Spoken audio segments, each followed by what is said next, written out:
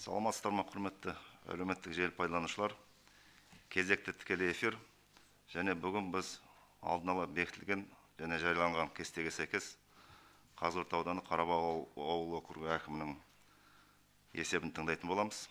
Сонымен қатар ауданда өткен жыл атқарылған жұмыстармен алдағы уақытта жоспар бойынша қосымша баяндалатын болады. Алдын ала регламент келісіп алсақ, бірінші кезекте біз қазір өткен жылы ауданда атқарылған жұмыстар бойынша бейнероликті көрсетеміз. Одан кейін ауыл әкімінің есебін тыңдаймыз. Содан соң алдағы уақытта атқарылатын жұмыстар бойынша қысқаша баяндамадан кейін сұрақ жауаптарға көшсек те болады. Есеп беру барысында да мынау Facebook арқылы өздеріңіздің туындаған сұрақтарыңызды қойып отырсаңыздар болады. Ендеше бастайық.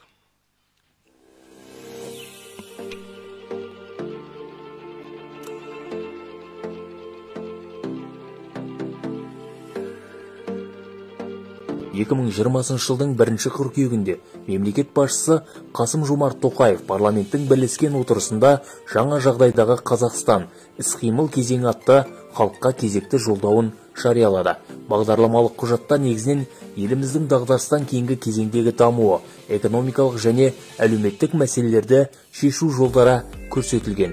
Мемлекет басшысының жолдауында берілген тапсырмалары ауданда жүйелі түрде орындалуда. 2020 жылы Қазығұрт ауданының маңызды әлеуметтік экономикалық даму көрсеткіштері оң деңгейде болды.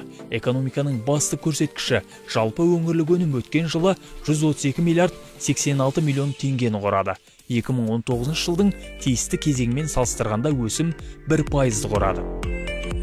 Қазығұрттағы өнеркәсіп өнімінің көлемі өткен жылы 9 миллиард 121,5 миллион теңгеге жетті. Бұл салада 2019 жылмен салыстырғанда 927 миллион теңге өсім бар. Ауданда өңдеу өнеркәсібі де дамып келеді. Былтыр қосымша Асыл Бастау KZ жауапкершілігі шектеулі серіктестігі құны 200 миллион теңгелік Aqua The Best атаулы ауызсу өндіру цехын іске қосты.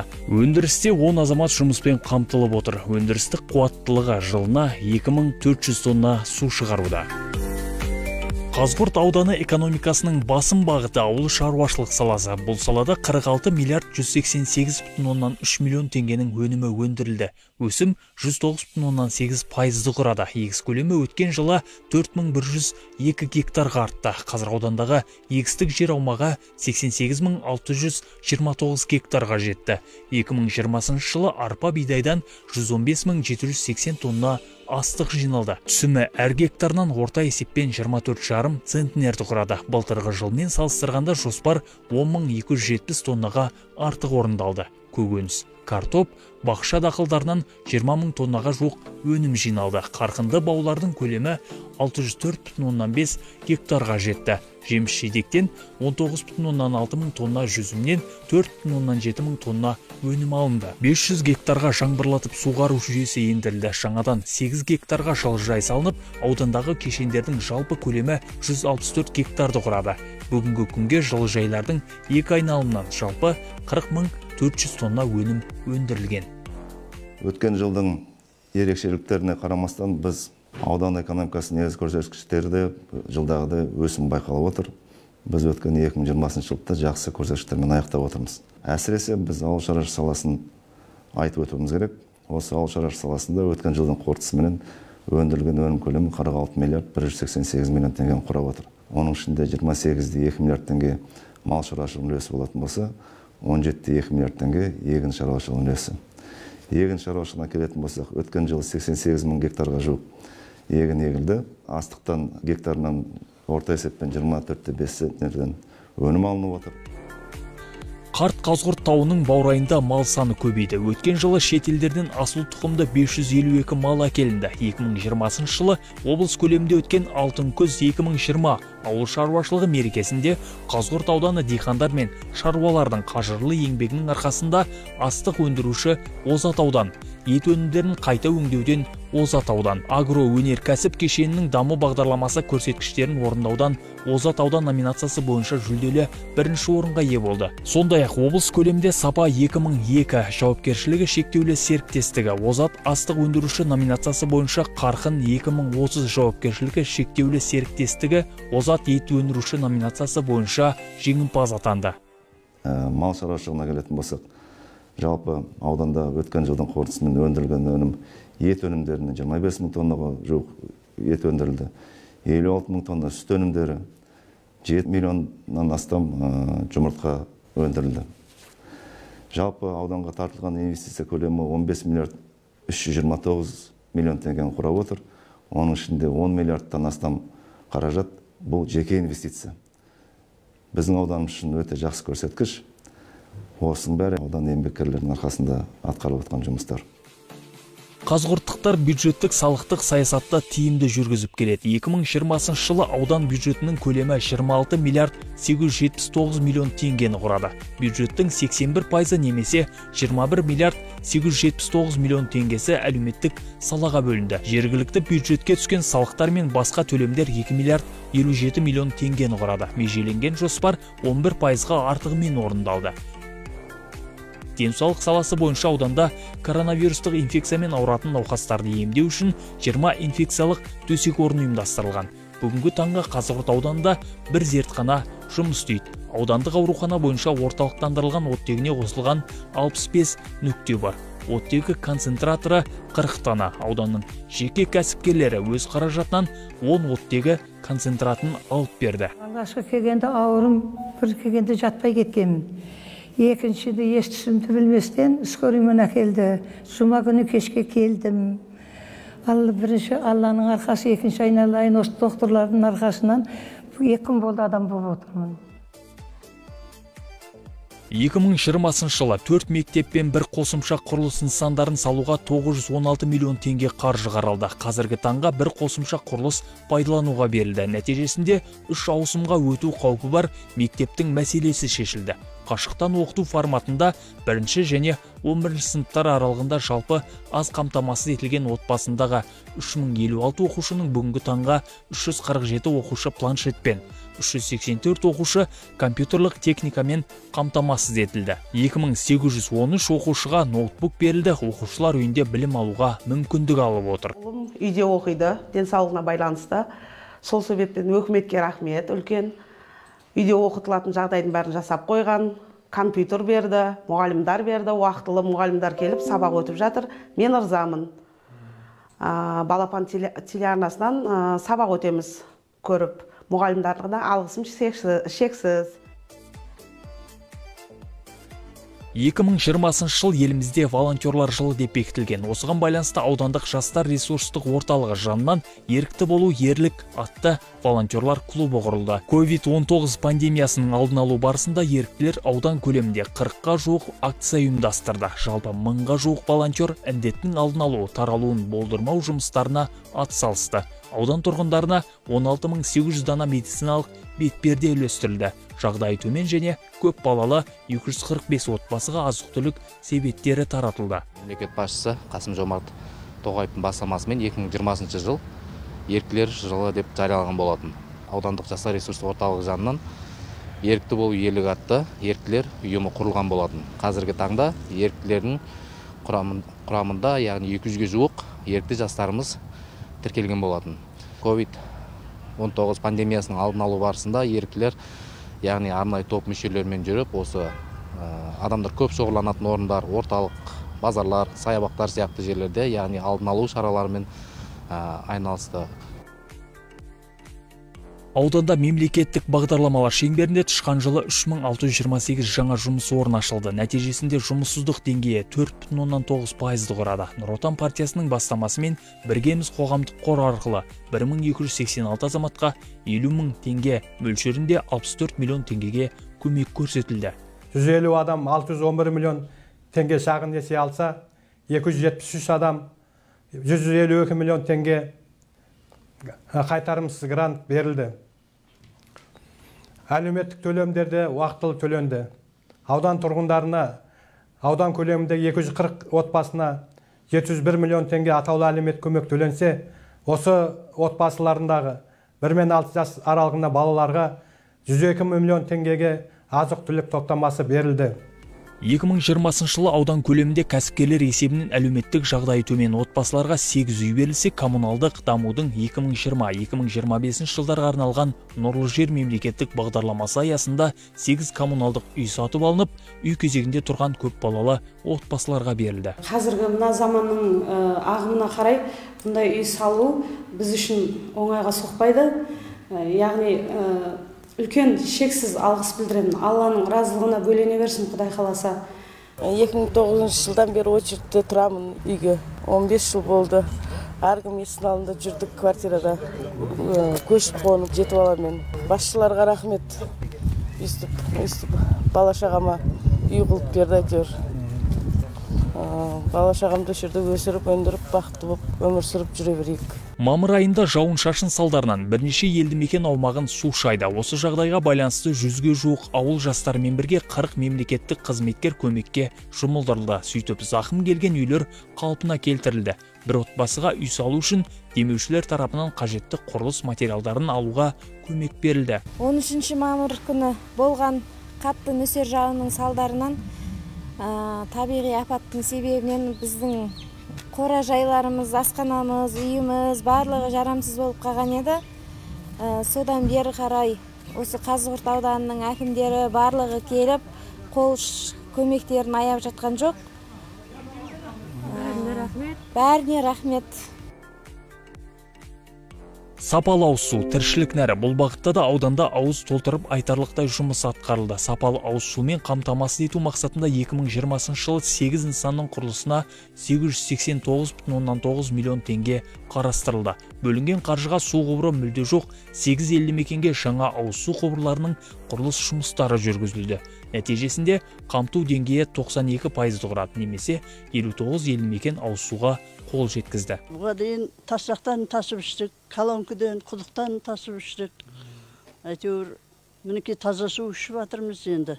Рахметімізді айтамыз басшыларға да, мына пейнет қылып істеп жатқан балдарға да бәріне. Үйге кіргізіп алдық, кір жуып жатырмыз, ваннаға түсіп жатырмыз, су ішіп жатырмыз. Қаламен бірдей болды. Мінекей, газ келді, су келді, қаламен бірдейміз әзір. Қазығұрт ауданының тұрғындарын өркениет игіліктерімен қамту бүгінгі күннің өзекті мәселесі. Оның ішінде тұрғындарға көгілдір отын жеткізу басты мақсат. 2020 жылы 2 табиғи газ нысанның құрылысын жүргізуге 388 миллион теңге бөлінді. Нысанның құрылыс жұмыстары 2021 жылы аяқталады деп күтілуде. Нәтижесінде 51 елді мекен 80% табиғи газбен қамту жоспарлануда. Бірнеше жылдан бері армандаған газымыз келді, суымыз келді. Қаладан кем жеріміз жоқ. Пешкеге от жақпаймыз, далаға шығып күл тасымаймыз. Бұның бәрі үшін мен бастықтарға, аудан басшыларына үлкен алғысымды білдіремін. Қазығұрт ауданының ішкі көшелері де асфальттанып жатыр. Бұрынғы тастақ, топырақ жол көшелер бүгінде жаңаша кейіпке енді. 2020 жылы автомобиль жолдарын дамытуға бюджеттен 1 миллиард 834,5 миллион теңге бағытталды. 107,2 шақырым жолдың 70 шақырым ішкі көшелерінде орта жөндеу және аудандық маңызы бар жолдардың және бір көпірге ағымдағы жөндеу жұмыстары жүргізілді. Қалған жұмыстар 2021 жылға өтпелі. Жыл қорытындысымен аудандағы елді мекен көшелерінің жақсы және қанағатты жағдайда үлесі 51%-ға дейін артты. Мынау мемлекеттің дамығаны осы көріп тұрмыз. Есігіміздің алдына дейін өмірде көрмеген асфальтты көріп, балдарымыз ойнап, машинеміз шауып, халқымыз қуанып жатыр. Міне газымыз осыдан бір 10 жыл бұрын келген. Құдайға шүкір, міне бәрі елдің бәрі газданған. Міне суланған. Мына мемлекеттің арқасы, мемлекеттің дамыған арқасы. Мемлекеттің басқарып жүрген жігіттер жасай берсін, мына халықтың қамын ойлай берсін. Халықпен біргеміз, бәріміз солаймыз. Рахмет мемлекетке. Жұмыспен қамтудың 2020-2021 жылдарға арналған жол картасы аясында 60 миллион теңгеге орталық саябақ және 80 миллион теңгеге Дендро саябаққа ағымдағы жөндеу жұмыстары жүргізілді. Бүгінде аудан тұрғындарымен келген қонақтарға барлық жағдай жасалған. Веложолақтар, демалыс орындары, концерттік сахна, су бұрқақтары, сонымен қатар ертегілердегі түрлі мүсіндермен қайта жабдықталды. Бұл үлкен саябақты соңғы жылдары мынау ауданның экономикасы, әлеуметтік жағдайы көтерілгеннен кейін саябаққа да жақсы көңіл бөлініп жатыр. Міне қазір веложолдар салынып, жұрттар демалатын жолдар, осындағы мынау түрлі ашық концерт залы барлығы да жөндеуден өткізілді. Сондықтан қазір енді ұялмай ауданымызға келген қонақтарға да көрсететін үлкен бір саябақ болып отыр. Сондықтан осы саябаққа келіп барлықтарыңызды шақырамын. Әсіресе жас кезінде демалуға болады, осында мінекей балаларды алып келіп ойнатуға болады. Өткен жылда Қазығұрт ауданында жүргізілген жұмыстардың бір парасы осындай. Атқарылған шаруа аз емес. Қазығұрт ауданда инфрақұрылым жүргізу, өркениет игіліктерін қолжетімді ету жайы басты назарда тұр.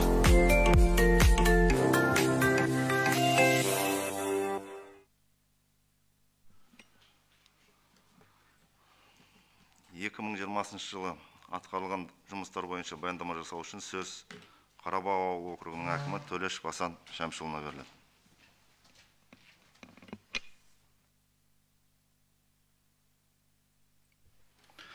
Құрметті әлеуметтік желіні пайдаланушылар, құрметті Қарабау ауыл округінің тұрғындары, 2020 жыл әлем халықтары үшін үлкен сынақ жылы болып өтті. Коронавирусты пандемия біздің жоспарлы тыныс-тіршілігіміздің көптеген басымдықтарын өзгертті. Бұл дегеніміз көптеген мәселелерге басқаша көзбен қарауға мәжбүр етті. Басты құндылықтарымыз адамның денсаулығы мен өмірі екендігін түсіндірді. Еліміз әлемнің мемлекеттері сияқты карантиндік режимге және шектеу шараларына байланысты үлкен қиындықтарды өткізді. Коронавирусты пандемияға қарсы бюджеттік мекемелермен байланыс тораптары, халық көп шоғырланатын жерлерде дезинфекция жұмыстары жүргізілді. Енді сіздердің назарларыңызды 2020 жылы атқарылған жұмыстарға аударғым келеді. Қарабау ауыл округінде 2020 жылы атқарылатын жұмыстар алдын ала жоспарланып, солардың біршама жұмыстары атқарылды. Ауыл округі бойынша 1035 отбасы бар, 1035 отбасыда 6628 халық тұрады. Қарабау ауыл округінің 12 айдан қорытындысы көлемінде салықтық түсімдер, төлем көзіне салынбайтын табыстардан ұсталатын жеке табыс салығы 2.174.000 теңге болып жоспарланған болса, нақты түсімдер 3.399.000 теңге болып, тапсырма 156%-ға орындалды. Жеке тұлғалардың мүлкіне салынатын салық 98.000 теңге болатығын болса, 98-де 8 болып, бұл да орындалды. Елді мекендердің жерлерін алынатын жер салығы 462.000 теңге болса, 470.000 теңге болып, 101-де 8%-ға орындалды. Жеке тұлғалардың көлік құралдарына салынатын салық 4.435.000 теңге болатығын 7.025.000 теңге болып, 158%-ға орындалды. Заңды тұлғалардың көлік құралдарына салынатын салық 128.000 теңге болатын, 128-де 8 болып, 100%-ға орындалды. Жалға беруден түсетін кірістер 10.000 теңге болатын, 10-да 1 болып, бұл тапсырмада орындалды. Жеке тұлғалардың ерікті алымдары 36.000 теңге болатын, 36-да 1 болып, 100-де 3%-ға орындалды. Жалпы түсімдер 7.343.000 теңге болып жоспарланған болса, нақты түскені 11.123.000 теңге болып, жалпы салық 152%-ға орындалды. Ауыл әкімшілігі бойынша ауыл шаруашылығы мақсатында пайдаланатын жалпы жер көлемі 10.281 гектар.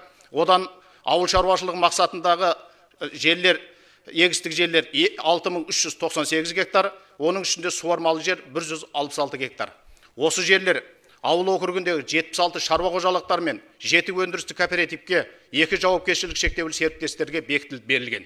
Біз жыл басында ауыл шаруашылығы бөлімімен 3 жақтама келісімшартқа тұрған болатығымыз, онда бізге нақты тапсырмалар көрсетілген. Биылғы жылы 5400 гектар жерде игеруге тапсырма берілген болатығын, 5846 гектар жер игеріліп, тапсырма 108-де 3%-ға орындалды. 2500 гектар жерге астық егуге тапсырма берілген болатығын, 2564 гектар жерге егілді. 1200 гектар жерге мақсары егуге тапсырма берілген болатығын, 2015 гектар жерге егіліп, 168%-ға орындалды. Жалпы 2554 гектар астықтан 4654 тонна өнім жиналып, орта өнім 18-де 2 центнерден айналды. Мақсары 2015 гектар жерге егіліп, 2557 гектар өнім жиналып, орта өнім 12-де 7 центнерден айналды. Ауданда өткізілген ауыл шаруашылығы, тамақ және өңдеу өнеркәсібі қызметкерлері күні кәсіби мерекесі қарсаңында ауыл округі озат ауыл мақсары өндіруші ауыл округі болып танылды. Ауыл шаруашылығы саласында бір алқаптан 2 өнім алу тапсырмасы орындалды. Ауыл шаруашылығының негізгі капиталына тартылған инвестициялардың нақты көлемінің индексі бойынша 185 миллион теңге жоспар қойылған болатұғын 197 мың теңге болып, жоспар 105%-ға орындалды. Жалпы ауыл округінде 4960 бас ірі қара мал, 2152 бас жылқы, 16888 бас қой мен ешкі бар. Ветеринариялық вакцинация және дезинфекция жұмыстары жоспарға сай жүргізілді. Кәсіпкерлік саласы бойынша жыл басында біз кәсіпкерлік бөлімімен 3 жақтама келісімшартқа тұрған болатынбыз. Нақты 8 тапсырма берілген, 8 тапсырманың 6-ы орындалды. Ауданы ауыл округінде 5 шағын жобаны іске қосу ұсынылған болатұғын, 5-еуі де орындалды. 2 мал бордақылау алаңы, 1 азық-түлік дүкені, 1 құрылыс заттар дүкені, 1 монша іске қосылды.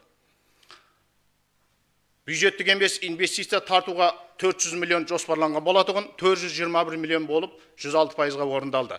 Оңтүстік аймақтық инвестиция жауапкершілігі шектеулі серіктестігі және ырыс микрокредиттік ұйымы арқылы 70 миллион несие алуға жоспар қойылған болатұғын, 72-де 7 болып, бұл тапсырмада орындалды. Қарапайым заттар экономикасы бағдарламасы аясында өңдеуші кәсіпорындар мен агроөнеркәсіптік саласында 2 тапсырма орындалды. Нәтижелі жұмыспен қамту жаппай кәсіпкерлікті дамытудың 2017-2021 жылдарға арналған еңбек мемлекеттік бағдарламасы бойынша жалпы ауыл округінде 13 азамат пен азаматша грант алған. Олардың жалпы соммасы 7 миллион 150 мың теңге. Оның 12-сі мал шаруашылығына, 1-еуі ағаш өңдеу саласын ашуға алған. Білім саласы бойынша жалпы ауыл округінде 4 жалпы, 1 негізгі мектеп және 1 мемлекеттік сенімгерлік балабақшамынан 4 жекеменшік балабақша оқу тәрбие жұмыстарын жүйелі түрде атқарып келеді. 2020 жылы 6 оқушы алтын белгі иегері болды. 38 оқушы грантқа түссе, ақылы оқуға 22 оқушы түсті. Денсаулық сақтау саласы. Қарабау ауыл әкімшілігіне қарасты 1 амбулатория, 3 ФАП, 1 медициналық пункт халыққа қызмет көрсетіп келеді. Қарабау дәрігерлік амбулаториясы арқылы Қарабау ауыл округі тұрғындарына 9 миллион 463 мың теңгенің тегін көмегі көрсетілді. Әлеуметтік сала бойынша төтенше жағдайды қамтамасыз ету жөніндегі мемлекеттік комиссияның бұйрығына сәйкес коммуналдық қызметтерді жеткізушілердің шығындарын төлеу бойынша ауыл округінде белгіленген 7 санатқа жататын 631 азамат барлығына коммуналдық қызметтер төленді. Сонымен қатар төтенше жағдай кезінде табысынан айырылуына байланысты мемлекеттік әлеуметтік сақтандыру қорынан өтініш берген ауыл тұрғындарына 42.500 теңге төленді. Елбасы Нұрсұлтан Әбішұлы Назарбаевтың бастамасымен коронавируске қарсы күресті күшейту, аз қамтамасыз етілген тұрғынға көмектесу мақсатында бастау алған біз біргеміз акциясы арасында Қарабау ауыл округінде биыл 20 жылы 1 миллион 200 мың теңгенің азық-түліктері менен түрлі көмектер халыққа көрсетілді. 2009 жылғы 15 желтоқсандағы Қазақстан Республикасы президенттің жарлығына сәйкес қазіргі таңға батыр ана мен алтын алқа иегерлері 143-ге, күміс алқа иегерлері 202-ге жетті.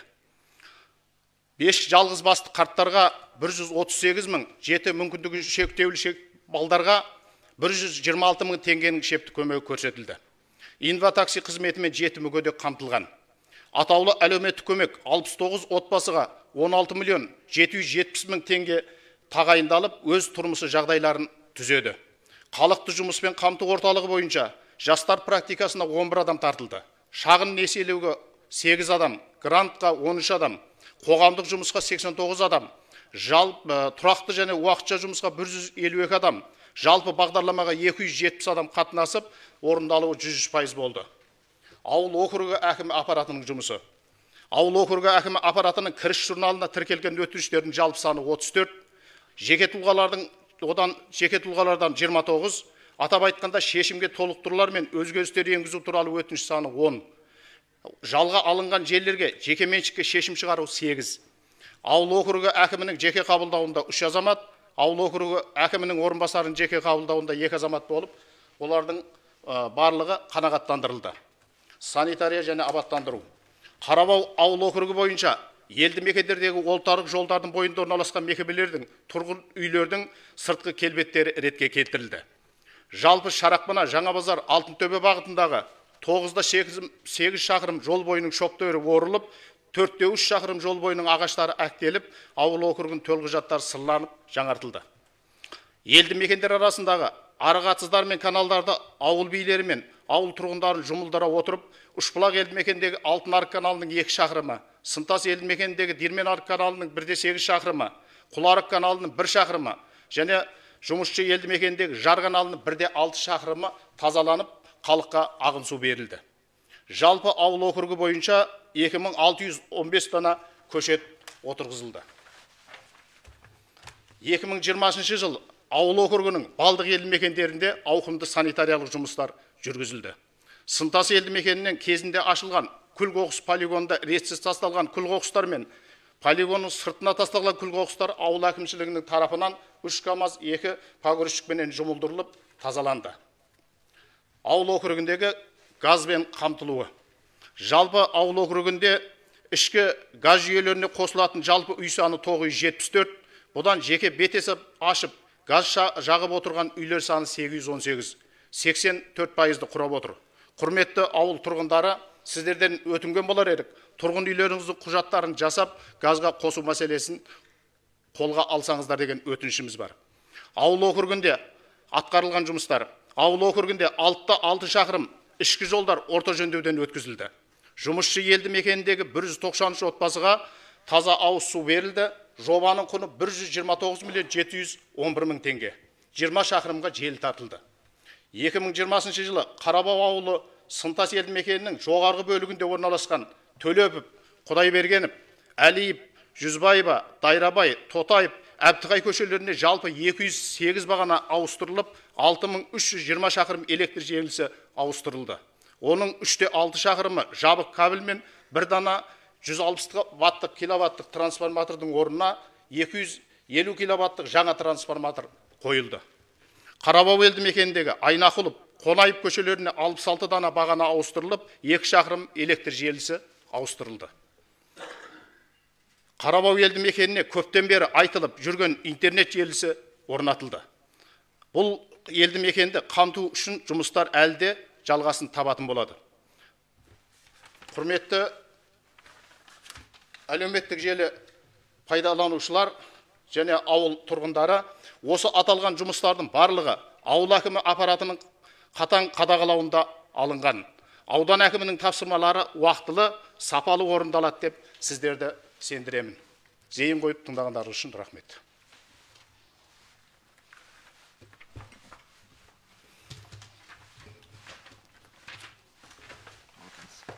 Құрметті әлеуметтік желі пайдаланушылар, құрметті Қарабау ауыл округінің тұрғындары,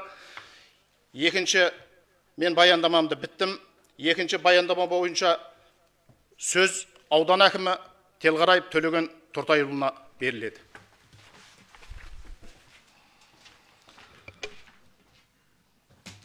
Құрметті Қарабау ауыл округінің тұрғындары, мұны бейнероликтен сіздер өткен жылы ауданда атқарылған жұмыстарды көрдіңіздер.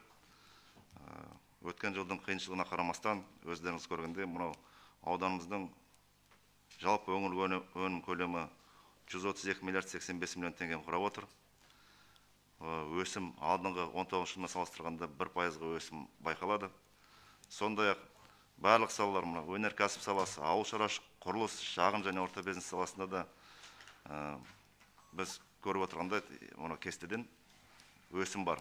Әсіресе шағын және орта бизнес саласында көріп отырсыздар, өткен жылдың қорытындысымен 70 миллиард 865 миллион теңгенің өнім өндірілді.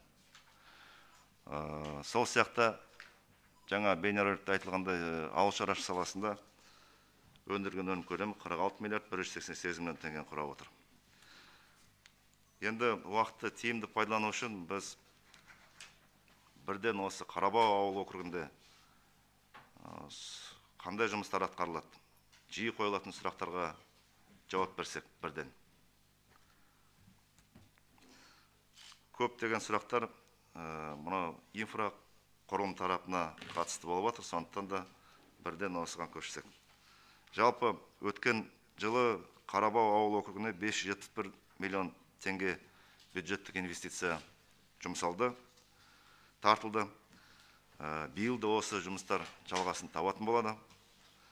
Қарабау ауыл округіндегі облыстық маңызы бар жолдар,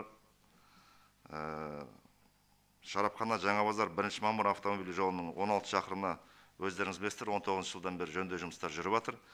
Биыл осы жұмыстар аяқталып біту керек. Сонда облыстық маңызы бар жолдар толығыменен жөнделіп бітеді. Ал енді ішкі жолдарға келетін болсақ, ішкі көшелерге келетін болсақ, жалпы ауыл округінің ішкі көшелерінің ұзындығы 53-3 шақырымды құрайды. Соның ішінде 21 шақырым жолы немесе 39,2% қанағаттарлық және жақсы жағдайда қалыптасып отыр. Өткен жылы 59,8 миллион теңгеге 4,9 шақырымды құрайтын жұмысшы елді мекен Дүйсебай баба көшесінің орта жөндеу жұмыстары жүргізілді. Биылғы жылы Үшбұлақ елді мекендегі Қабылов, Есназаров көшелерінің 41,7 миллион теңгеге 2,2 шақырымына жөндеу жұмыстары жүргізілетін болады. Сынтас елді мекендегі 600 метр құрайтын Тотаев көшесінде орта жөндеу жұмыстар жүргізіледі. Осы нәтижесінде жақсы және қанағаттарлық жағдайдағы ішкі көшелердің үлесі 53,7% құрайтын болады. Ал қалған 24,7 шақырымды біз алдағы жылдары және биыл жылдың нақтылау барысында үнемделген қаржы есебінен жөндеуден өткізіп отыратын боламыз. Сонымен қатар Қаржан өзені арқылы өтетін автомобиль көпірін күрделі жөндеуге 266 миллион теңгеге жобалау сметалық құжаттары жасалып, қаржыландыру салалық облыстық басқармаға ұсынылып отыр. Ауыз сумен қамтамасыз ету бойынша биылғы жылы Сынтас елді мекендегі 400 куб метр су қоймасы мен Құларық елді мекендегі су ұңғымасын қоршау жұмыстары аудандық бюджеттен тиісті қаржылар бөлініп отыр. Ағымдағы жөндеу жұмыстары жүргізілетін болады. Электр бойынша жаңа ауыл әкімі айтып кетті атқарылған жұмыстарды. Биылғы жылы Сынтас жұмысшы елді мекендерін электрмен жабдықтау құрылысына 113,8 миллион теңге қаралып отыр. Жыл соңына дейін пайдалануға беріледі. Сондай-ақ Алма Оразбаев мектебінің газбен қамтамасыз етуге жобалық сметалық құжаттары әзірленген, құрылыс жұмыстары жүргізу үшін облыстық салалық басқармаға берілді. Өздеріңіз білесіздер, биылғы жылдың 1 қаңтарынан бастап білім саласы облыстық басқармаға, яғни облыстық бюджет арқылы қаржыландырады.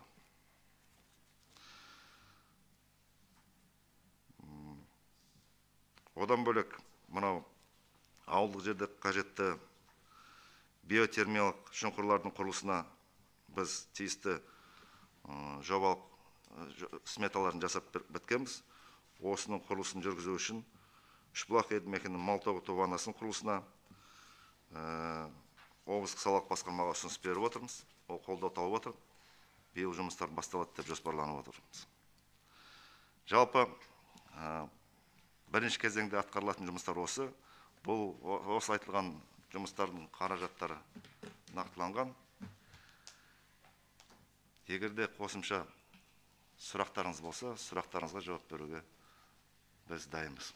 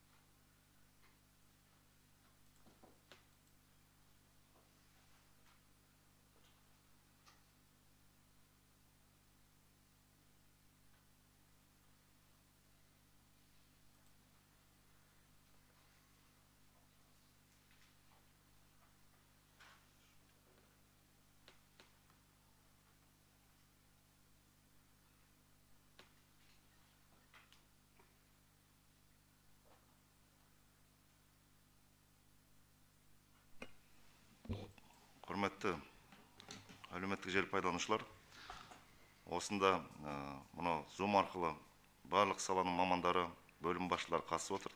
Туындаған сұрақтар болатын болса, біз дер кезінде жауап беруге дайынбыз. Қосымша сұрақтарға.